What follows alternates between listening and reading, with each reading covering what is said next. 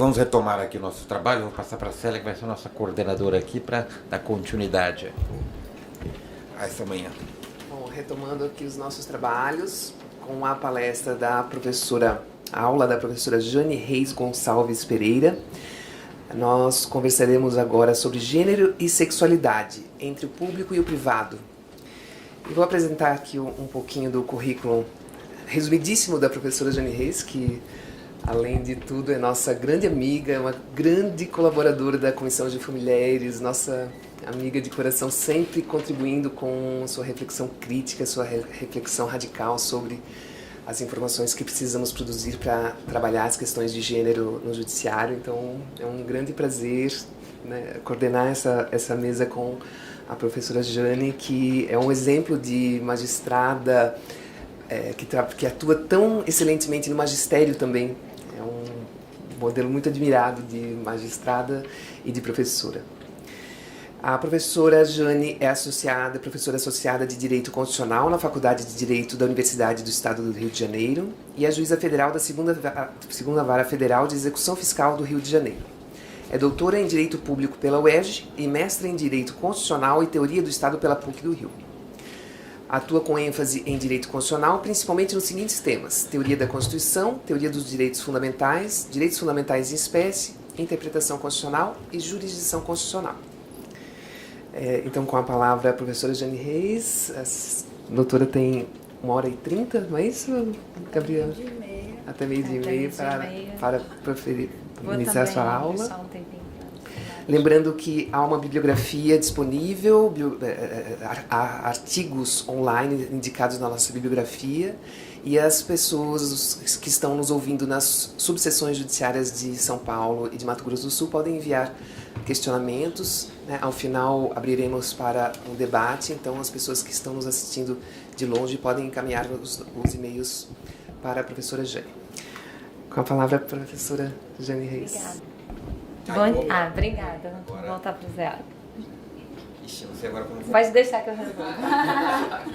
Bom dia a todos. É uma satisfação enorme estar aqui, estou muito feliz. Quero saudar os integrantes da mesa, agradecer na pessoa da Célia, os elogios, a apresentação carinhosos, agradecer a Gabriela pelo convite, pela apresentação, agradecer ao desembargador José. Hoje me pediram para ministrar aqui uma aula sobre gênero na interseção entre público e privado. Situando assim, a minha perspectiva, como a Célia apresentou, eu sou juíza e eu sou professora de Direito Constitucional. E recentemente eu tenho feito algumas reflexões e produzido pesquisas sobre a questão de gênero e as suas interseções com a magistratura. Nesse ponto, assim, foi muito importante para me despertar para esse tema, inclusive na colaboração com dados, o trabalho da Comissão AJUF Mulheres, né, que produziu dados, produziu números que foram decisivos para colaborar nessa reflexão. O meu roteiro hoje vai seguir a seguinte trajetória, minha fala hoje segue a seguinte trajetória. Eu primeiro vou fazer uma introdução abordando alguns conceitos operacionais para viabilizar a discussão, né? Os conceitos eles servem para que a gente possa ter um componente comum de diálogo, né? Quando a gente usa uma palavra é preciso que todo mundo tenha ideia do que você quer dizer, de qual o significado que você está atribuindo àquela palavra. Acho que hoje nós vivemos um momento em que nomear as coisas e a gente saber, né, qual é o tipo de realidade que a gente está nomeando e com que significado a gente está usando uma palavra, isso é de uma importância capital. Depois eu vou traçar algumas reflexões sobre a interseção da questão do público e do privado com essas pesquisas envolvendo a carreira da magistratura e provocar no final, né, incentivar ou conclamar uma reflexão sobre a conexão entre esses debates, entre essas discussões e o ideal democrático e a dinâmica da democracia. Esse é o meu ponto de chegada. Então, eu estou falando já do meu ponto de saída, do meu ponto de chegada. Quer dizer, a minha questão inicial é por que é importante discutir gênero nos espaços de poder. Os juízes, que são o público prioritário desse tipo de curso, eles operam ferramentas de poder e eles são agentes de poder. E esses conflitos e a dinâmica que envolve as questões de gênero, ela está presente na sociedade, ela se apresenta como conflito para os juízes, independentemente da nossa vontade, né? O judiciário, ele é acionado e ele tem que lidar com essas questões e responder às demandas sociais a respeito desses tópicos. Então, debater essas questões no âmbito do judiciário é importante, de um lado, para que a gente possa ter as ferramentas e ter os instrumentais necessários para lidar com esses temas. E, por outro lado, é necessário também para que o judiciário possa fazer uma autorreflexão sobre o que ele é, sobre como ele quer ser. Partindo então para os conceitos operacionais, né, ainda para essa parte introdutória, para essa reflexão prévia, para essa configuração prévia, se a gente tomar a palavra gênero num sentido bem geral, né, no sentido que está no dicionário, você vai pensar, a gente vai encontrar, é uma categoria que indica por meio de desinências uma divisão de nomes baseadas em critérios tais como sexo e associações psicológicas. Há gêneros masculino, feminino e neutro, né? Isso é o que diz o dicionário. É interessante a gente notar o seguinte, a ideia de gênero, ela opera com classificação. E classificação é uma coisa muito cara ao direito. Tem um antigo ditado que circulava até em trabalhos sobre o princípio da igualdade, que diz: legislar é classificar, classificar é discriminar. Então, o tipo de conceito que a gente usa para ordenar o mundo, né, e o tipo de agrupamento que nós empregamos nessa ordenação, ela é uma decisão política e jurídica crucial. A distinção entre gênero e sexo, ela aparece na década de 50 e 60 em estudos médicos, né? Ela não aparece no campo das ciências sociais, não aparece em primeira linha no campo da cultura ou no campo do debate jurídico ou da sociologia. Ela aparece no plano médico, um médico na década de 50, depois outro na década de 60, se deparando com o fenômeno do que alguns vão chamar hoje de transexualidade, começam a traçar essa distinção, né, entre sexo biológico e gênero, correlacionando o sexo a uma dinâmica biológica da natureza e gênero a um processo de construção social, um determinado tipo de identificação. Em 72, a primeira vez a palavra gênero é usada no campo das ciências sociais. Essa autora Anne Oakley, ela vai usar gênero como uma construção sociocultural que transcende a diferença biológica entre homens e mulheres. Um ponto que é importante colocar aqui: esse conceito de gênero, ele é um conceito ultra complexo e ultra contestado. Tem inúmeras, inabarcáveis discussões sobre qual seria a melhor maneira de definir gênero. Eu acho que no direito, no discurso jurídico, a gente operar com um conceito mais simples, ele facilita. Por quê? Porque o direito está acostumado a trabalhar com categorias mais ordenadas. Então, acho que facilita, sim, como um conceito operacional para a gente iniciar o debate. Eu não estou prescritivamente dizendo que esse deve ser o conceito de gênero, ou que esse conceito de gênero que eu vou apresentar é o mais acertado, mas eu estou apresentando esse significado como uma ferramenta útil, né, para para debater o assunto, como um conceito, como uma simplificação mesmo para debater o assunto, ficando, né, todos vocês cientes dos desdobramentos e das sofisticações possíveis em torno desse debate. A Joan Scott, numa definição também que ficou bastante conhecida, vai dizer que gênero é a organização social da diferença sexual percebida, o que não significa que reflita ou implemente diferenças físicas e naturais entre homens e mulheres, mas sim que gênero é o saber que estabelece significados para as diferenças corporais. E numa outra simplificação, né, num outro processo de estreitamento, para ter o conceito operacional, para poder começar a debater o assunto, o gênero seria uma representação sociocultural do sexo, que é performada cotidianamente. Como assim performada?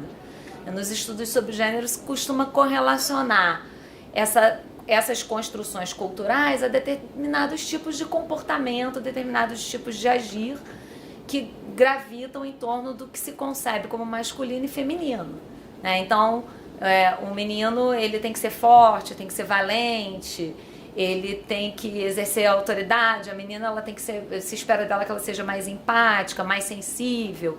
Então, as pessoas de certa forma correspondem, né, a essas construções, e esse é um significado mais simplificado de gênero. Tem na teoria mais recente, na teoria pós-moderna, uma perspectiva segundo a qual o gênero, ele replica o binarismo da noção de sexo, e que, portanto, esse conceito também deveria ser ressignificado, deveria ser pulverizado. Mas eu acho que para o direito, essa noção do gênero como construção social, para trabalhar, para iniciar o debate no campo do direito, ela é operativa.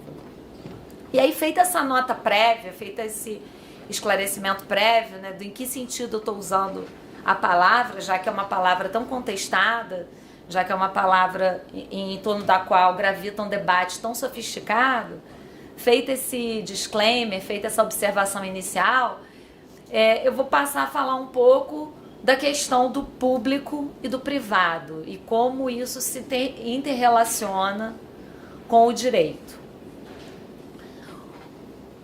A primeira pergunta que eu colocaria, né, para reflexão e para iniciar a discussão é: os espaços públicos onde nós estamos situados, as instituições nos quais nós estamos inseridos, e os espaços privados nos quais estamos inseridos, eles são neutros em relação ao gênero? Quer dizer, em relação a essas construções socioculturais atreladas a noção de sexo binário, de masculino e feminino?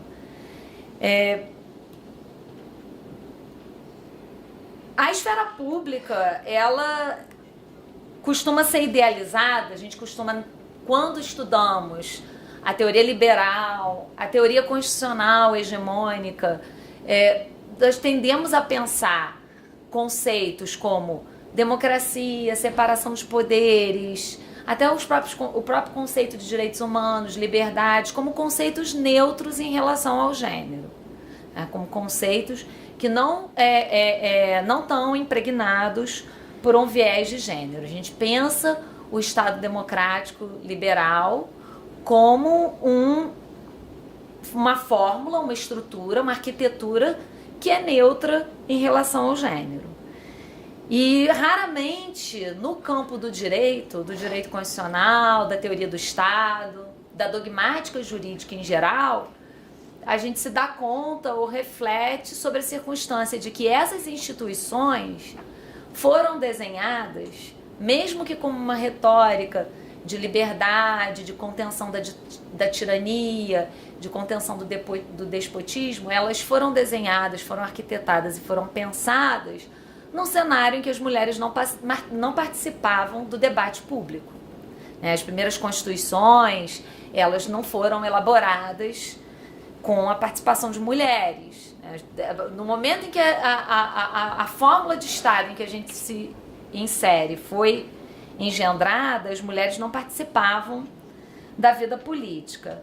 Tem alguns exemplos que, assim, ilustram de forma até um pouco caricata como os órgãos do Estado, eles estão impregnados por esses vieses que são predominantemente masculinos. Até 2000 era proibida a entrada de mulheres de calça no Supremo Tribunal Federal. Em 2003, a ministra Ellen Grace edita um ato autorizando a entrada de mulheres de calças no STF, mas apenas em 2007, quando a ministra Carmen Lúcia assume, é que a primeira ministra vai entrar no STF trajando calças. Isso parece uma coisa assim, menor, né? Um código de vestimenta, né? Um dress code. Mas é curioso a gente imaginar que até pouco tempo atrás as mulheres não podiam entrar de calça. Se uma advogada precisasse despachar um processo no Supremo, ela teria que estar trajada de saia. E é só em 2016 que o Senado vai ter um banheiro feminino. Até 2016 não havia banheiro feminino no Senado. E nas sabatinas, esse também assim, é uma coisa um pouco anedótica, né? Aquelas coisas que a gente vai contando para ilustrar. Mas nas sabatinas também apareceram em vários momentos referências, por exemplo, à beleza das ministras, referências à Bíblia, a circunstância de que a mulher ela foi criada a partir da costela de Adão. A ministra Ellen Grace, a ministra Rosa Weber, ouviram comentários, a ministra Ellen Grace também ouviram comentários dessa natureza. Depois eu vou falar um pouquinho mais disso, se tiver tempo.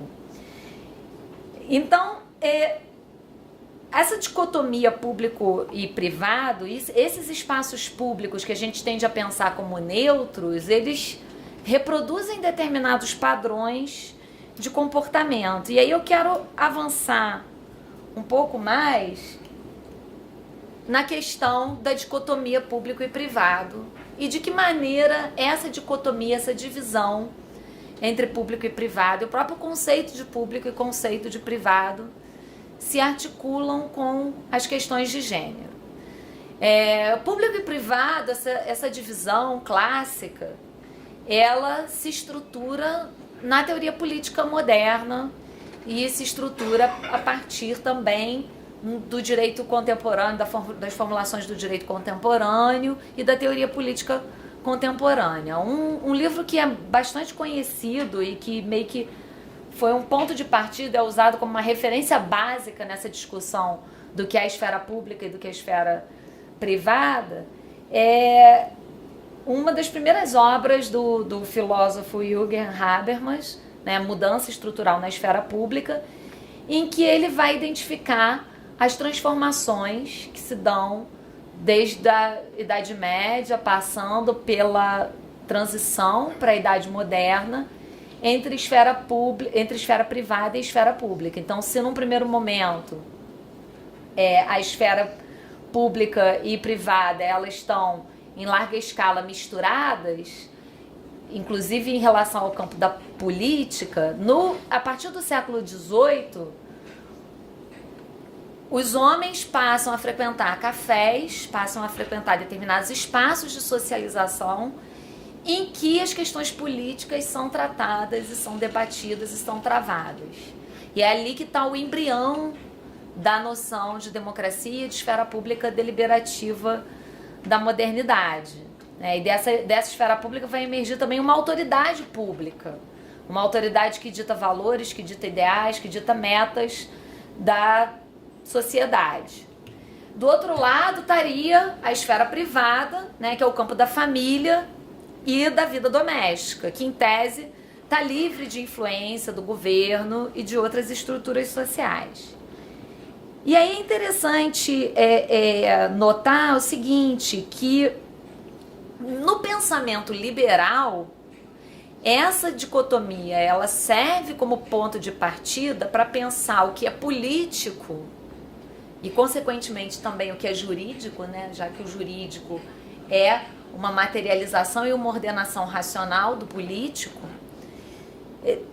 a partir da noção de que o campo da democracia, da liberdade, do reconhecimento da igualdade é a esfera pública, enquanto a esfera privada seria meio que um resquício pré-político, um campo do afeto, da subjetividade, da intimidade, e que estaria imune a essas discussões.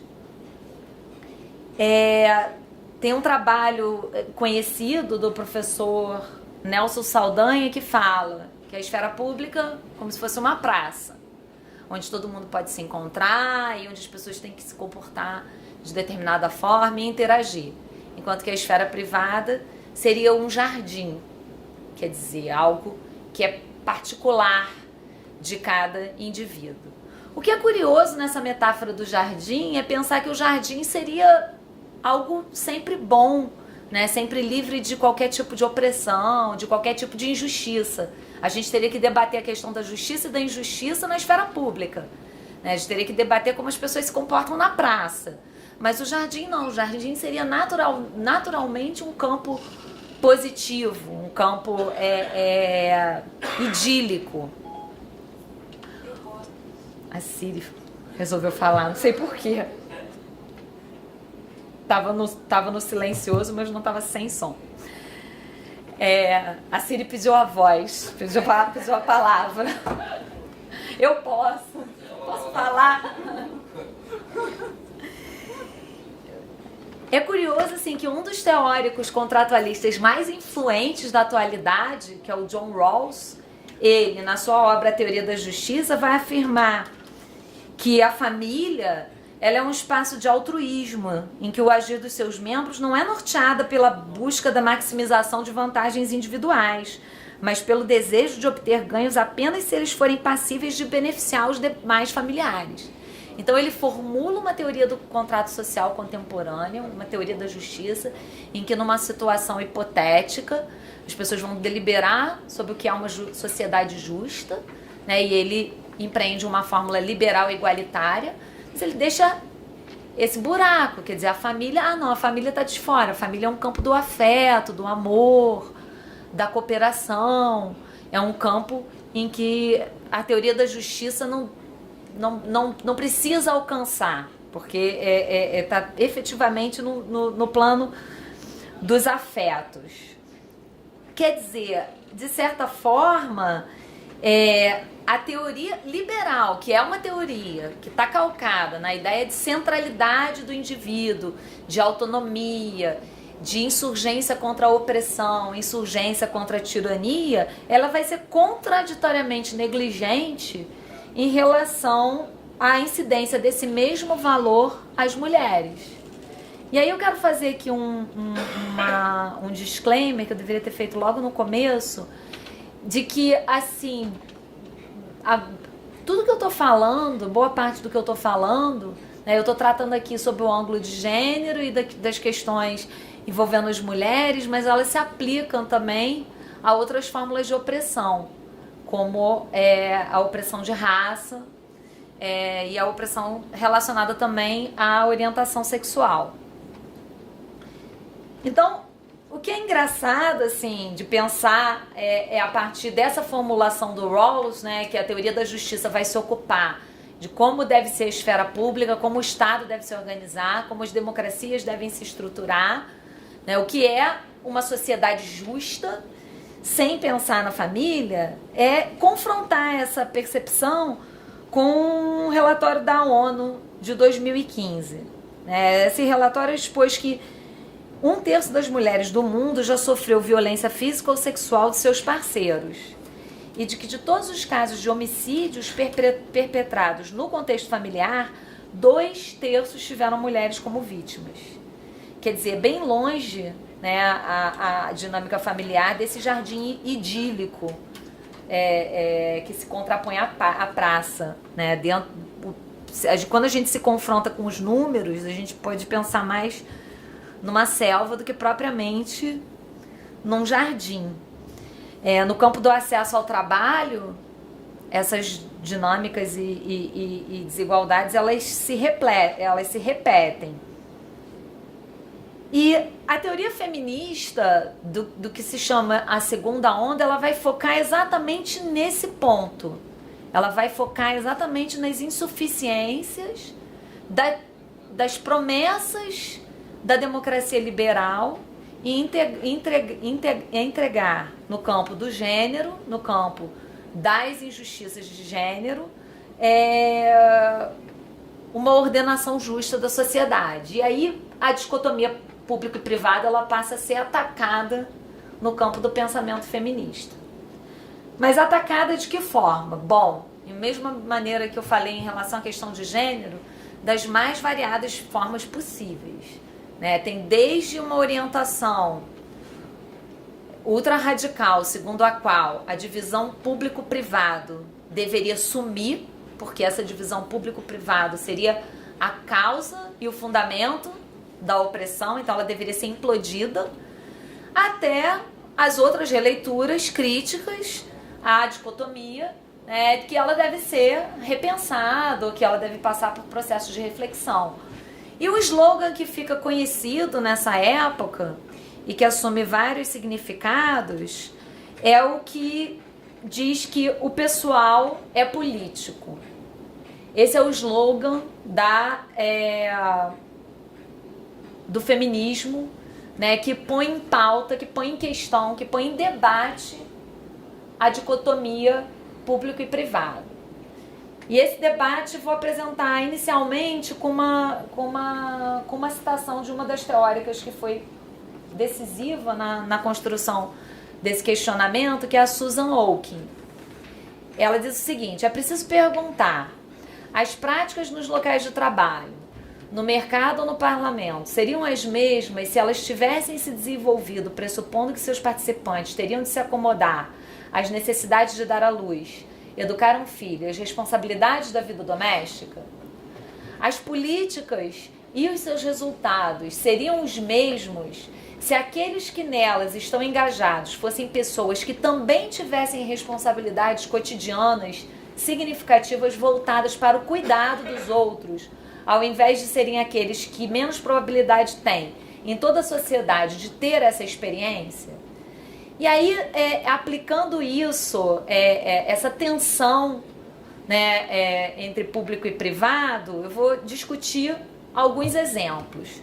Porque um dos conceitos que está no cerne da dicotomia público e privado e dessa crítica que a teoria feminista vai formular é o conceito de privacidade. Né? O conceito de que existe um campo de autonomia privado em que as pessoas têm o direito de serem irracionais, de agirem até de forma irrazoável, e que esse círculo de proteção deveria ser tutelado pelo Estado. O problema é que quando se diz que vamos abandonar a distinção público e privado, porque ela, na verdade, acaba criando um campo em que todo tipo de violência contra a mulher, todo tipo de opressão acaba ficando imune, né? Vira uma cidadela imune à ação do Estado, imune à ação da justiça. O problema dessa ideia é que essa ideia também, por um outro lado, por um outro ângulo, ela coloca em pauta direitos das mulheres. E aí acho que a gente pode discutir essa tensão entre a noção de privacidade e as discussões de gênero. Quer dizer, de que maneira a noção de privacidade ela promove uma certa imunidade às ações de opressão ou de que maneira ela protege as mulheres. Não é uma relação simples, é uma relação que é dialética.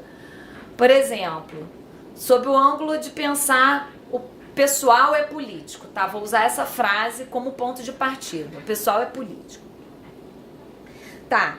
A gente pode pensar que o pessoal é político a partir da seguinte perspectiva.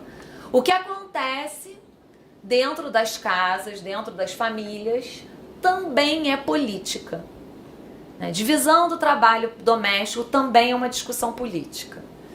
Poder familiar, a relação dos pais com as crianças também é uma relação política.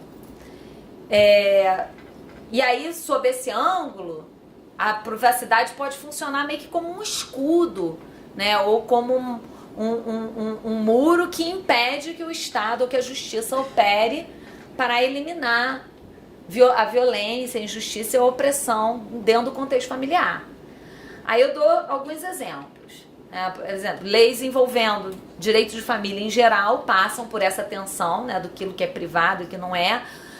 Quem estuda violência contra a mulher normalmente parte daquele conhecido ditado: em briga de marido e mulher ninguém mete a colher, né? Como assim? Né? Que tipo de briga que justifica essa afirmação? O Estado não vai se ocupar da violência doméstica? Esse ditado ele ilustra um pouco esse slogan de que o pessoal é político por antítese, né? E ele ilustra também aquela ideia do Estado liberal como um Estado em que a gente se ocupa do que é justo no campo do público e no campo do privado vale tudo. É um vale tudo.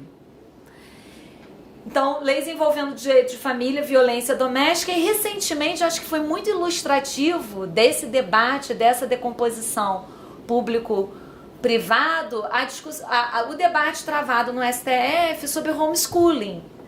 De certa forma, é interessante que a gente discute muito a questão de gênero, a gente tem discutido muito o direito das mulheres, mas a criança, como ator político, ela permanece ainda com um espaço menor até no domínio dessa reflexão, né? Qual é o lugar da criança na teoria da justiça? A criança deve ser tratada como propriedade dos pais, os pais podem fazer o que quiserem com ela. Essa ideia de que a privacidade vai funcionar como um escudo para as pessoas agirem como quiserem dentro de casa, justifica que os pais tenham um poder praticamente absoluto sobre as crianças.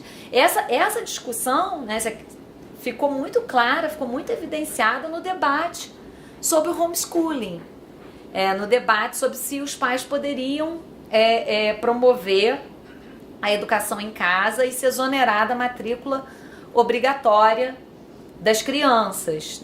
No STF, a tese de que o homeschooling seria constitucional, ela ficou vencida, né? A meu ver, felizmente, porque ela encarna, ela encerra uma leitura praticamente proprietária da criança, uma leitura patrimonial da criança, de que a criança ela é um objeto e que o que está em pauta ali, na verdade, é a liberdade do pai, agir como lhe aprouver. Isso, né, deixando de lado todas as discussões sobre o papel da escola para além da transmissão de conteúdos, né, a discussão do papel de socialização da escola. Agora, existem outros campos e outros cenários em que os direitos das mulheres, eles são tutelados precisamente com base na ideia de privacidade. Na Constituição brasileira, o direito à intimidade está positivado, está escrito, né? Ele é um direito escrito. Mas no direito norte-americano, por exemplo, ele não é um direito escrito. Ele é um direito que foi construído pela Suprema Corte, precisamente em casos envolvendo autonomia reprodutiva. A primeira vez que esse direito ele é afirmado é num caso sobre uso de métodos contraceptivos. Um estado norte-americano editou uma lei proibindo os casais de usarem métodos contraceptivos. E aí a Suprema Corte construiu a ideia de direito à intimidade, à privacidade marital para justificar que o Estado não poderia intervir nesse domínio da autonomia reprodutiva. Depois, a decisão Roe versus Wade, que considerou que não poderia ser tornado crime, não poderia ser tratada como crime, a interrupção da gestação nas 12 primeiras semanas, também foi lastreada com base na ideia de privacidade. Então tem uma tensão dialética entre a privacidade como escudo para opressão e a privacidade também como um veículo para afirmação de direitos e para afirmação da autonomia e da igualdade. Eu acho que abstraindo as discussões, os embates dentro da teoria feminista, nós do direito precisamos ficar atentos para essa tensão. Aí eu passo, então, a falar agora um pouco, né, feita essa primeira parte sobre o público privado, eu vou passar a falar um pouco do impacto dessa discussão na magistratura. Por que eu vou fazer isso? Né? Porque, assim, como juíza, eu acabei pesquisando esse assunto também com a contribuição dos dados que foram elaborados pela comissão da JUF Mulheres. E aí eu iniciei uma reflexão sobre esse campo, assim, do papel das mulheres dentro do espaço do poder, dentro do cenário do Estado, e consequentemente também dentro da esfera pública, e é disso que eu vou falar um pouco agora. Né? Qual é a voz das mulheres na esfera pública? Qual é o papel que as mulheres ocupam na esfera pública? Essa imagem é uma imagem que foi utilizada, essa foto foi feita num dia assim, desses em que se discute a questão de igualdade de gênero, e uma livraria virou a lombada de todos os livros que não tinham sido escritos por mulheres e deixou expostos só aqueles que tinham sido escritos por mulheres. Né? E aí fica clara assim, a assimetria de voz, de interlocução, de oportunidade, de contribuir para o debate público, da deliberação das mulheres no campo da literatura. Eu vou... Engraçado, acho que está fora da ordem, mas eu vou... Tá. Na verdade, a minha fala, daqui para frente, ela vai tratar de 3 questões, de 3 discussões. Né? Uma primeira, que é a questão da imagem das mulheres no sistema de justiça. Uma segunda, que é a questão da interpretação dos casos sensíveis. E a terceira, que é a com a qual eu vou encerrar, a questão da legitimidade e da democracia. E aí eu começo falando um pouquinho sobre o diagnóstico que foi feito recentemente, com base em levantamento de dados estatísticos, de composição numérica, da participação de mulheres dentro do judiciário. A gente pode aplicar essa mesma reflexão para todos os outros campos. A gente pode aplicar para a vida acadêmica, né? Para a participação das mulheres na ciência, nos parlamentos, nos cargos executivos, nas empresas. Então, esses dados do judiciário eu vou apresentar porque são aqueles com os quais eu estou familiarizada. Eu vou usar para ilustrar esse debate sobre de que forma a assimetria ou a menor participação de mulheres na esfera pública, e principalmente na esfera pública estatal, onde o poder é exercido, impacta a dinâmica jurídica. Esse primeiro gráfico está num artigo que eu escrevi recentemente, em coautoria com Renan Medeiros, que é um orientando de mestrado que eu tenho na universidade, e ele é baseado nos dados que foram... Esse gráfico é baseado nos dados do CNJ, os subsequentes são baseados nos dados coletados pela JUF Mulheres. Isso ilustra a participação de mulheres no Poder Judiciário. Né? Ao total, 64% dos juízes são homens, 35% são mulheres. Eu não vou enumerar cada ramo da justiça. Na Justiça Federal, a assimetria é maior, 73,8% dos juízes são homens e 26,2% são mulheres. O coeficiente de indígenas é baixíssimo, na casa, abaixo de, acho que é 0,2%, algo assim, e não foram coletados números sobre a quantidade de mulheres negras nesse primeiro levantamento que o CNJ fez. E não foram divulgados, né? Não foram explicitados no relatório. Esse segundo gráfico, ele ilustra a evolução da participação das mulheres nas cortes superiores. Porque quando a gente fala da participação das mulheres na justiça em geral, a gente está abarcando tudo, né? A gente está abarcando tribunais e está abarcando juízes substitutos, juízes titulares, está abarcando o recrutamento por concurso. Nos tribunais superiores é uma amostra que é interessante de olhar, porque os critérios são essencialmente de ordem política, né? Correlacionados com aspectos objetivos. Mas a dinâmica política nos tribunais superiores ela tem um impacto bem maior. E aí, um aspecto que é interessante é a gente pensar o seguinte: muitas vezes nós tendemos a pensar, né, e eu até bem pouco tempo atrás eu pensava assim, né, eu passei toda a minha carreira pensando assim, que paridade de gênero, uma maior diversidade no campo do judiciário era uma questão de tempo, né, que a igualdade era algo que já estava dado, né, pelas mudanças ocorridas ao longo do século XX, e que era uma questão de transcurso de tempo, que essas mudanças e que essas transformações que aconteceram nas escolas, nas universidades, em determinados campos de trabalho, chegassem às cúpulas, chegassem aos espaços de decisão, chegassem aos espaços onde as leis são feitas, onde os casos são decididos em última instância, chegados a quem erra por último. Né? Tem uma conhecida frase que é atribuída a Rui Barbosa, mas acho que já havia sido dita por um juiz norte-americano, é que alguém tem que ter o direito de errar por último. Né? Então, assim, o papel da cúpula, de certa forma, é o papel de dizer acertadamente ou erradamente a última palavra, é onde eventualmente se acerta por último e onde eventualmente se erra por último.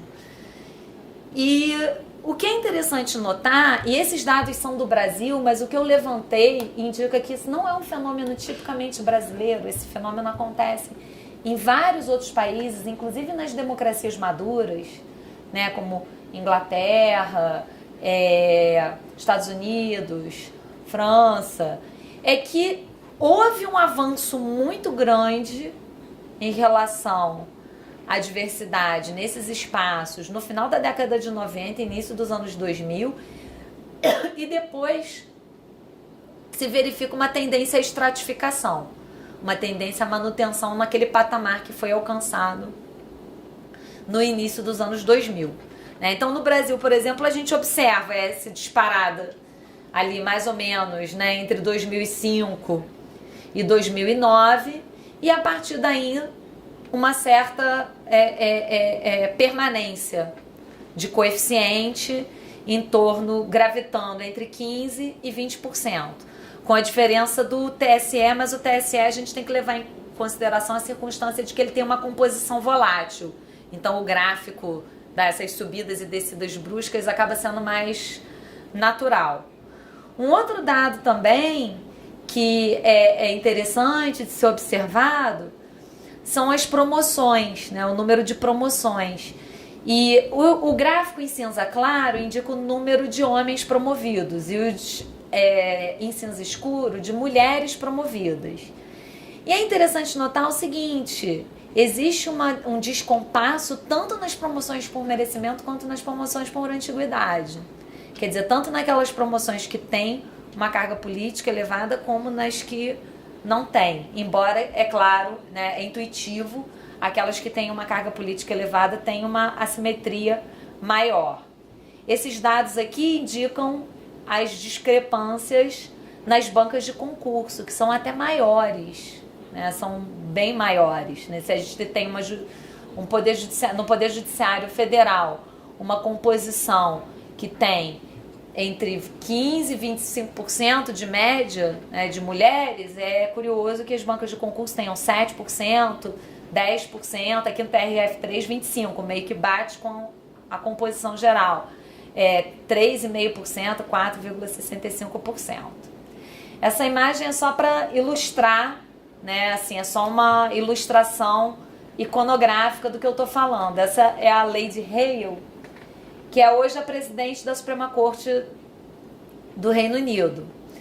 E ela foi a única mulher, ela foi nomeada em 2004, e entre 2004 e 2017 ela foi a única mulher Então, essa é uma ilustração fotográfica um pouco do que eu falei, né, desse processo de estratificação. Hoje ela chegou à presidência e foi nomeada mais uma, mas ela tem um discurso muito contundente a respeito do déficit de legitimidade democrática, da carência de legitimidade democrática do judiciário que não espelhe, né, que não tenha entre os seus integrantes pessoas como aquelas que são destinatárias dos julgamentos. E é interessante notar que a gente está falando aqui de uma democracia madura, né, que é uma das democracias mais antigas, que é a Inglaterra. Bom, essa é uma fala da Wangari Maathai, citada pela Chimamanda numa palestra TED, em que ela diz, né, quanto mais alto você for, menos mulheres haverá.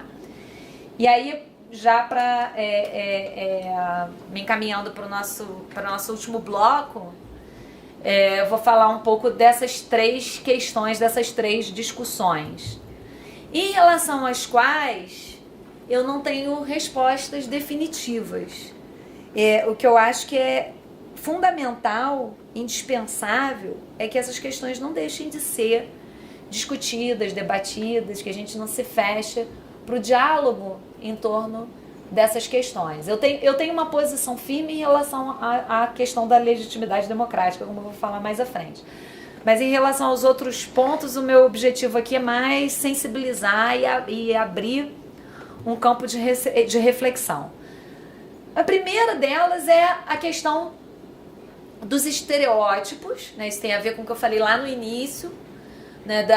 Do que é gênero e da decomposição dos papéis e dos espaços privado e público, né? Quer dizer, qual é a imagem das mulheres no sistema de justiça?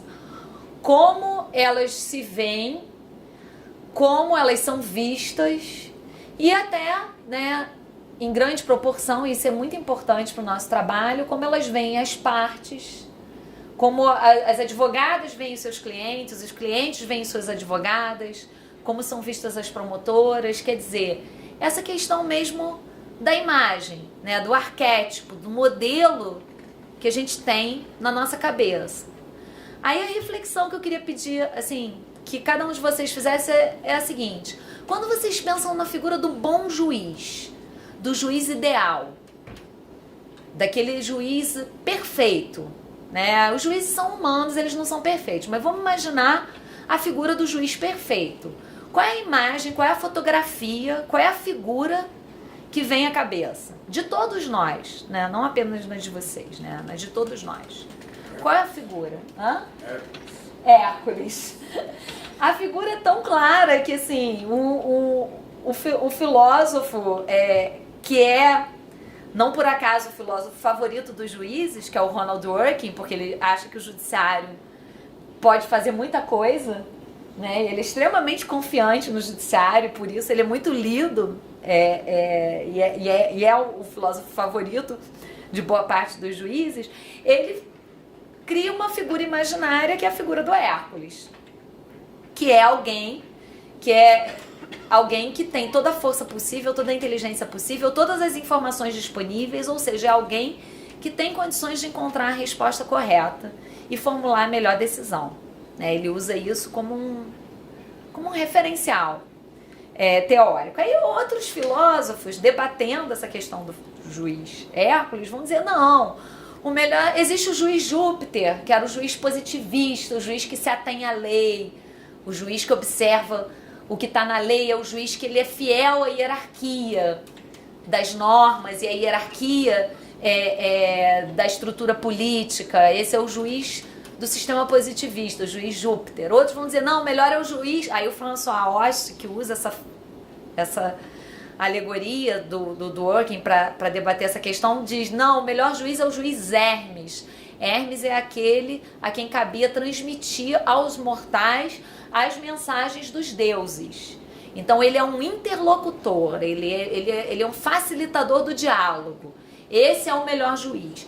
Enfim, todas essas figuras mitológicas são figuras masculinas. Quando a gente imagina o juiz ideal, quando a gente imagina o juiz justo, o juiz bom, a gente tem uma imagem muito clara na nossa cabeça, né? Essa imagem, inclusive, ela está aqui, de certa forma, né? Esses homens. A gente pensa nessas figuras. A iconografia do nosso imaginário, ela tem essa imagem impressa. E aí, assim, né, alguns exemplos ilustram o impacto desses estereótipos e dessas imagens, né? O primeiro é a questão das sabatinas. Eu nem vou falar, eu já citei no início, das sabatinas no Brasil, em que as juízas ouviram coisas assim, até constrangedoras. Mas, por exemplo, nos Estados Unidos, quando houve a sabatina de confirmação da Sona Sotomayor, ela foi questionada, né, e muitos autores, até juristas, questionaram se ela deveria ser confirmada, porque por ela ser mulher e ser latina, ela teria um preconceito em favor de pessoas como ela. Ela seria enviesada, ela seria parcial, ela seria muito passional.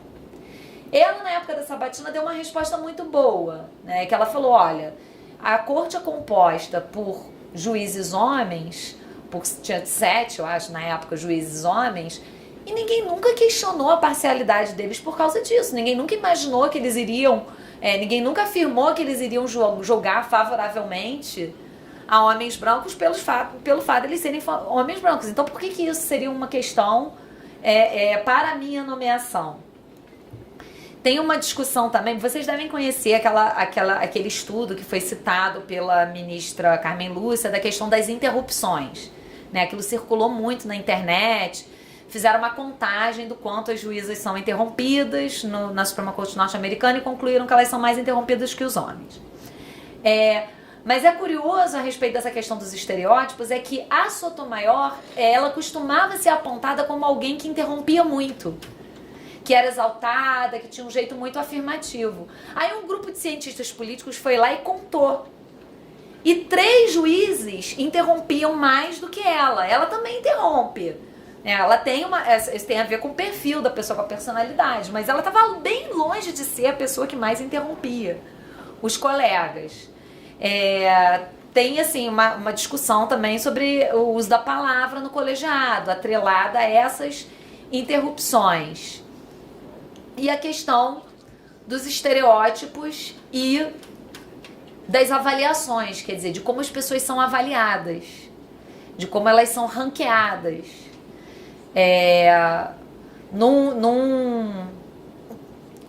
Nos Estados Unidos chegaram a fazer uma pesquisa sobre performance de juízes naqueles estados onde os juízes são eleitos e identificaram um viés na avaliação das juízas, assim, um viés negativo, né, na avaliação das juízas. Essa ferramenta eu acho muito ilustrativa. Aqui não está falando de judiciário, como eu falei, a reflexão ela serve para todos os campos em que você está tratando de figuras de poder, né? E também até como figuras de não poder, está tratando mesmo da questão da imagem. Nas avaliações, foi criada uma ferramenta para capturar o uso de determinadas palavras na avaliação de instrutores, de professores. Existe um site americano que se chama Rate My Professor. Avalie o meu professor. E nesse site as pessoas dizem se o professor é ruim, se o professor é bom, se o professor é chato, se ele é legal. Tipo um TripAdvisor de professores, né? Tipo um Amazon Review de professores. Tem até uma pimentinha para dizer se o professor é hot ou não. Juro, podem procurar. É incrível, mas isso existe. E é um banco de dados enorme. Aí um cara um pesquisador criou um aplicativo para contar o número de palavras que aparece para homens e o número de palavras que aparece para mulheres. Então você pode ir lá e usar isso. Você pode digitar uma palavra e ver o quanto que ela aparece para homens e o quanto que ela aparece para mulheres. Isso aqui tem mais ou menos um ano que eu fiz esse sprint. Eu fiz as seguintes palavras. Funny, que é engraçado. Aí as bolinhas em laranja indicam o número de vezes que aparecem para mulheres em cada área do conhecimento. né? Por exemplo, aqui tem desde engenharia, que é aqui embaixo, até lá em cima psicologia, né? No meio tem história, ciência, música, né? Os homens são considerados muito mais engraçados que as mulheres. Aí eu botei annoying, que é assim, chata, né? Desinteressante, entediante. Aí aparece menos para os homens do que para as mulheres. Graciosa, graceful, né? Que é uma palavra bigênio, né? Aparece bem mais para mulheres do que para homens. Gênio aparece muito mais para homens do que para mulheres. E aí, isso aqui que eu acho mais interessante de tudo. Organizado e desorganizado. Tanto organizado como desorganizado aparecem com maior frequência para mulheres. O que isso indica?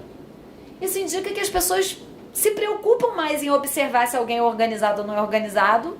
Talvez, né, claro, assim, intuitivamente a gente vê a partir desses números, se for mulher.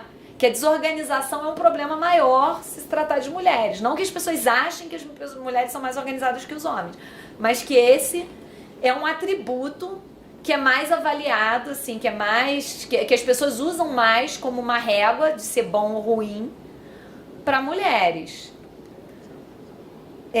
Em relação aí ao Hércules, né, eu queria citar tem uma professora inglesa, na Inglaterra e na Irlanda tem muitos estudos sobre mulheres no judiciário. Por quê? Porque o sistema lá é ainda mais fechado do que aqui, ou do que nos Estados Unidos, em que qualquer pessoa que tenha, né, uma bagagem jurídica boa e tenha uma reputação ilibada pode ser nomeada. Lá, o sistema envolve uma gradação de tempo de advocacia e de tempo de atuação em determinadas cortes, onde já existe um viés de gênero que dificulta mais ainda o acesso. Então tem muito estudo na Inglaterra sobre esse tema. E aí essa autora ela usa a seguinte referência, ela diz que as mulheres no judiciário, elas são mais parecidas, né, com o mito, com a história, né, com a fábula da Pequena Sereia, do que com Hermes. Porque o que acontece com a Pequena Sereia? A Pequena Sereia, ela encontra um príncipe que ela salva de um naufrágio, se apaixona e ela quer ficar com ele, né? Só que ela é sereia e ele é humano e ela precisa ir para a terra, ela precisa ir para aquele outro ambiente para poder ficar com ele. E aí, para poder ter pés e poder caminhar, ela faz um ajuste com uma bruxa, que dá a ela uma poção que elimina o rabo e dá a ela pés, e em troca fica com a voz dela. E a bruxa num determinado momento diz: você vai poder andar, mas cada passo seu vai doer como se você estivesse pisando em cacos de vidro. Isso vai ser muito doloroso e você não vai poder falar. E aí ela aceita, quer dizer, ela abre mão daquele atributo que era o atributo que a tornava diferente, especial, para poder integrar um mundo ao qual ela não pertence, para poder se ajustar, se adaptar, se acomodar num mundo em que ela não pertence. Não dá certo o que acontece no fim, né, do conto mesmo, não do filme da Disney, é que ela acaba, por uma questão do feitiço, ela acaba evaporando, né, o que é também uma metáfora muito poderosa do que acontece por ela abrir mão da própria voz, porque o próprio príncipe passa a vê-la meio como uma pessoa assim, lesada ou infantilizada. Num dado momento ele fala: eu gosto de você como eu gosto de um bebê. Então ela diz que essa é uma metáfora melhor do que a metáfora do Hércules. Uma outra discussão, já me encaminhando para o final, uma outra discussão importante é de que forma a presença de mulheres interfere na interpretação do direito. Um outro debate que existe no campo da interpretação jurídica é o seguinte: as mulheres interpretam diferente? Os resultados dos julgamentos são diferentes nos órgãos com composição mais plural? Existe uma forma típica das mulheres de julgar? No início dos anos 90, alguns estudos passaram a apontar ou tentar provar que existiria uma forma particular de julgar. Na época pegaram os julgamentos da única juíza da Suprema Corte norte-americana, que era a Sandra O'Connor, para, por exemplo, dizer que ela focava mais nos fatos, enquanto os outros colegas focariam mais na lei. E ela repeliu esses estudos. Ela disse: qual juiz não olha primeiro os fatos? Eu não acho que eu interprete o direito de uma forma diferente por ser mulher. Ela repeliu. E era também uma prova muito difícil de fazer, porque você vai fazer a análise de um juiz do comportamento, do estilo de escrita e de análise de um juiz, e aí daí tirar uma inferência de gênero. Parte desses estudos são embasados numa pesquisa de uma autora chamada Carol Gilliam, que fez com meninos e meninas, e meio que de análise assim, de discurso do comportamento ético de meninas e meninas. E aí ela diz que as meninas tendem a ser de determinada forma, tendem a ter mais empatia, que os meninos tendem a ser mais objetivos. Mas essa autora, ela foi muito criticada, porque assim, se afirma que ela acaba criando uma visão, quer dizer, que essa leitura acaba criando uma visão essencialista, né? Uma visão que também cria uma expectativa de que as pessoas sejam de determinada maneira. E aí, por exemplo, no campo do direito, se você tem uma juíza que não é assim, que é mais durona, que é positivista, que não tem esse traço que se imagina, que se espera que as mulheres vão ter, aí ela vai ser criticada por ela não corresponder à expectativa que se tem de como uma mulher deve se comportar, uma mulher juíza deve se comportar. Mas houve vários estudos assim, tentando associar as mulheres no judiciário a uma forma específica de julgar, algumas recorrendo à personagem Pórcia, do Mercador de Veneza, de Shakespeare, e aí dizendo, Pórcia seria um modelo de juiz feminino, mas isso hoje tende a ser repelido, seja porque os estudos empíricos não indicam, não confirmam essa tese de que as mulheres teriam uma forma específica de julgar, particular de julgar, seja porque, assim, normativamente isso gera uma visão essencialista. Mas, de qualquer forma, tem um estudo da Lee Epstein, que é uma cientista política norte-americana, que produziu um resultado interessante. Ela pesquisou se havia diferença no resultado dos julgamentos em casos de assédio sexual quando havia mulheres no colegiado. Tá? O tribunal que ela analisou eram tribunais com composição plural, não eram juízes individuais. E o resultado que ela alcançou é que havia um aumento das condenações por assédio sexual nos colegiados em que havia mulheres, mas não necessariamente pela decisão das mulheres. O que essa pesquisa apurou é que os próprios homens, num contexto de diversidade, num contexto em que havia pelo menos uma mulher no colegiado, eles acabavam julgando com uma outra lente, ou com uma outra percepção. Então isso é interessante, para afastar também essas leituras essencialistas. E também porque isso repercute... Eu tinha tirado assim. É porque eu tô apertando aqui para olhar o horário, aí tá. Isso repercute nas discussões sobre democracia, também sobre a legitimidade e a representação das instituições públicas. Por que a gente deveria ou poderia defender que os órgãos do Estado em geral, e o judiciário em particular, eu estou falando do judiciário porque foi o órgão do Estado sobre o qual eu me debrucei, mas isso vale para todos os órgãos do Estado. Por que eles deveriam ter mais pluralidade, mais diversidade? Qual seria a razão para isso? Qual seria o fundamento? Seria porque mulheres vão julgar diferente, vão julgar melhor? Eu não gosto dessa resposta. Eu não acho que se deva esperar que a mulher, por ser mulher, deve julgar de determinada maneira, ou deve atuar segundo determinadas pautas, ou segundo determinadas leituras do direito. Eu não acho que isso, assim, contribua para fornecer uma justificativa sólida para defender uma maior diversidade nos órgãos do Estado. Mas eu acho que a democracia, como um vetor procedimental, é o fundamento essencial para defender mais diversidade nos órgãos do Estado. Os destinatários das ordens do Estado, as pessoas que sofrem os impactos das decisões do Estado, elas devem ser capazes de ver esses órgãos e se ver representadas nesses órgãos. Porque os órgãos do Estado que têm diversidade, eles encaminham para o povo, para as pessoas em geral, uma mensagem de equivalência de status cívico.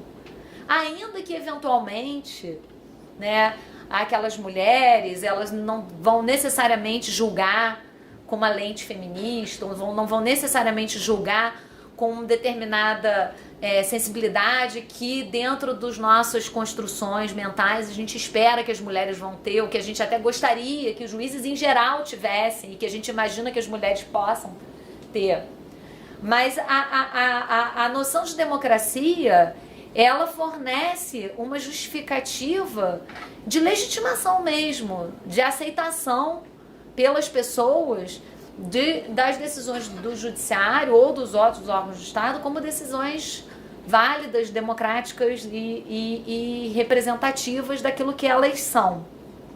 Porque, enfim, o pessoal é político. E a gente sabe, o judiciário também é político, né? Porque o direito é político, em larga escala. Então é isso, ficou à disposição para as perguntas. Obrigada.